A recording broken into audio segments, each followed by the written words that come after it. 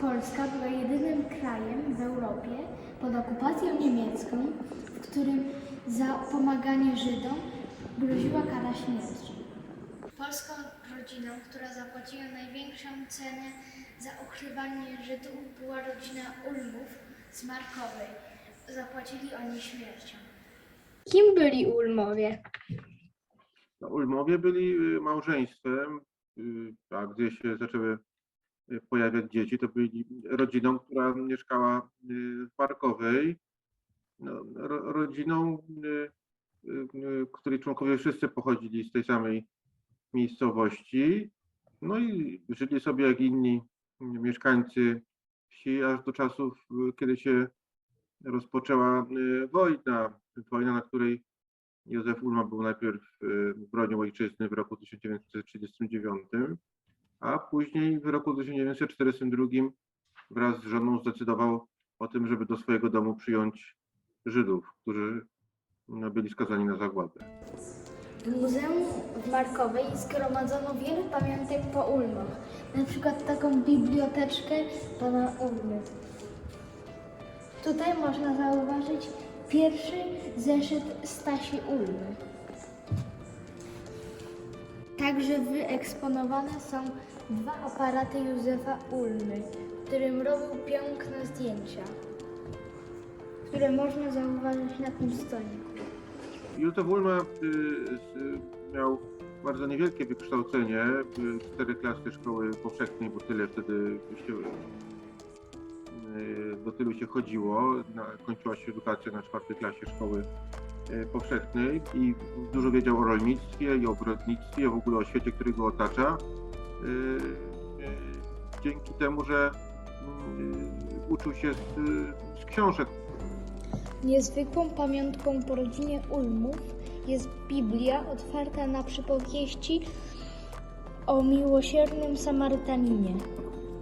Co wyjątkowego zrobili w czasie wojny? No, wyjątkowość Ulmów to polega przede wszystkim na tym, że zdecydowali się pomóc Żydom w tym momencie, kiedy groziła kara śmierci za ukrywanie, za nawet najmniejszą pomoc. Oni przyjęli prawdopodobnie w końcu roku 1942 rodzinę Goldmanów, Greenfeldów i Widnerów. W Markowej u różnych rodzin ukrywało się prawie 30 osób. 21 przeżyło wojnę. Na przykład ci ukrywający się w domu państwa Szylarów. Kryjówka u Ulmów mogła wyglądać bardzo podobnie. Tu ma bodajże 1,40 m, a to było rzekomo niedużo ponad metr. Na pewno łatwo tutaj żyć nie było, bo w zimie było zimno, bo nie było żadnego ogrzewania, a w lecie było bardzo gorąco. Nie mieli tu żadnej ubikacji, bo jak widzimy, jak żeśmy tutaj odtworzyli, załatwiali się po prostu do wiadra. Więc życie tu na pewno było bardzo ciężkie. Rodzina Szylarów i ukrywający się u nich Żydzi przeżyli wojnę. Na Ulmów doniósł prawdopodobnie granatowy policjant. Za ukrywanie Żydów zginęli Wiktoria, Józef i 6 dzieci.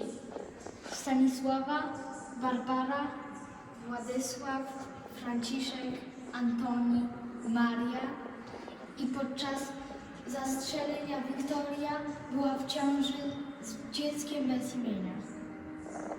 Niemieccy żandarmi wkroczyli do chałupy, otoczyły, dom był otoczony przez policjantów granatowych i wpierw zamordowano wszystkich Żydów, głównie na strychu, tam gdzie byli ukrywani. Następnie wyprowadzono na zewnątrz rodzinę Ulmów i na oczach dzieci zamordowano Józefa i Wiktorię.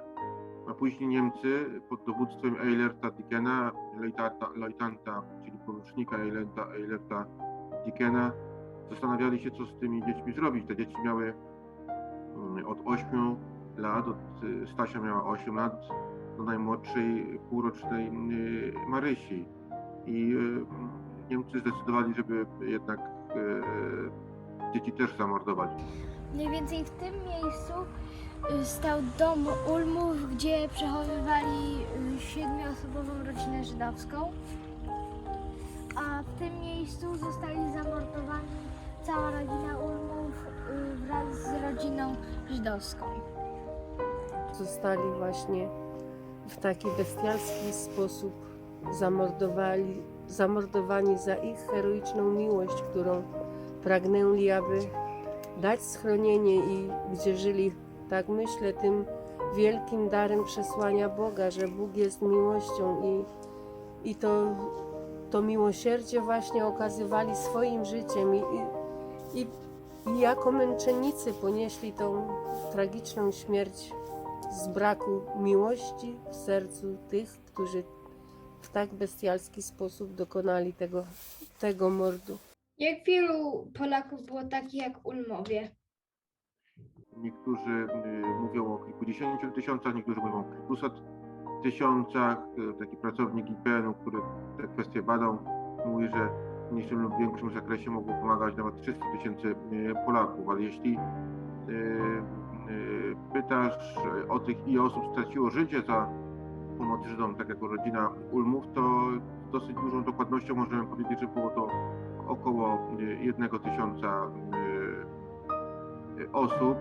Tylu mniej więcej w latach 1942-1945 zostało zastrzelonych, zamordowanych w inny sposób przez Niemców za to, że Żydom pomagali.